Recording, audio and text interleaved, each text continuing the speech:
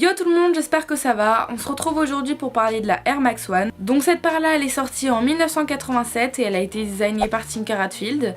C'est une inspiration en fait du centre Georges Pompidou à cause des escalators avec les vitres transparentes en fait, ce qui fait que la Air Max One elle a une bulle d'air visible et c'est d'ailleurs la première paire de chez Nike qui a une bulle d'air apparente, ce qui fait que Nike était un peu mitigé par rapport à cette paire là, ils savaient pas si elle allait marcher alors qu'au final elle a fait un carton. Les premiers coloris qui sont sortis sur la Air Max One ça a été la OG Red et la OG Blue, évidemment bon c'est les plus connus, les plus mythiques, donc c'est eux que je vais citer, mais il y en a eu plein d'autres. La première collab elle est sortie en 2002, donc c'est une collab avec Atmos et c'est la Safari. Après évidemment il y en a plein d'autres qui ont suivi, par exemple la Viotech elle est sortie l'année d'après en 2003 et cette paire là j'en ai parlé dans ma wishlist sneakers d'ailleurs, c'est un de mes coloris préférés de tous les temps en fait, et c'est un de mes coloris préférés sur la Air Max One. Si jamais t'as pas vu ma wishlist sneaker, je te la mettrai soit dans la barre d'infos soit dans le petit i là-haut. Après on a eu évidemment plein d'autres collabs avec Pata, Clot, enfin on a eu plein d'autres collabs. Après une collab qui me plaît aussi beaucoup mais que j'ai pas encore les moyens de m'acheter malheureusement, c'est la Cherry Wood, donc la Air Max One en collab avec Pata, ou la Air Max One Tier 0 Powerwall.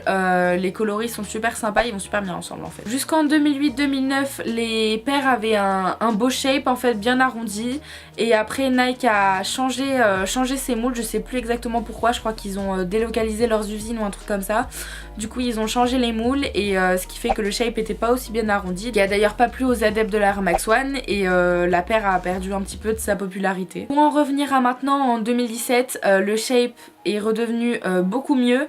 Évidemment il est pas comme au tout début mais il s'est beaucoup plus amélioré qu'avant. On a d'ailleurs pu le voir dans la réédition de la OG Red. Cette année on a eu le droit d'ailleurs à plein de nouveaux coloris, je pense d'ailleurs à toutes les Pinnacle, toutes les Jewel aussi, d'ailleurs ça a beaucoup plu aux adeptes de la Air Max One la Jewel puisqu'elle est super sympa cette paire. Sans oublier évidemment la Atmos Elephant qui est ressortie et toute seule et dans le pack Atmos avec la Jordan 3. Pour les coloris qui vont sortir prochainement, on a le droit à de nouvelles Jewel. Évidemment on connaît pas encore la date exacte, mais on aura le droit aussi à 3 ou 4 paires de Air Max One avec des couleurs automnales. Il me semble que c'est un pack mais je veux pas vous dire de conneries, je vous laisserai vérifier quand même par vous-même ou je vous mettrai la confirmation dans la barre d'infos. Et évidemment après la OG Red qui est sortie en mars 2017, on aura aussi le droit à une nouvelle release de la OG Blue le 12 octobre 2017. Voilà, c'est la fin de la vidéo, j'espère qu'elle t'a plu, n'hésite pas à me mettre dans les commentaires si jamais t'as encore une fois des idées de vidéos.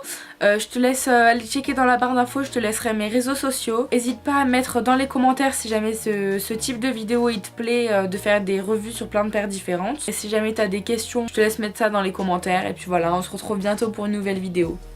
Bye bye.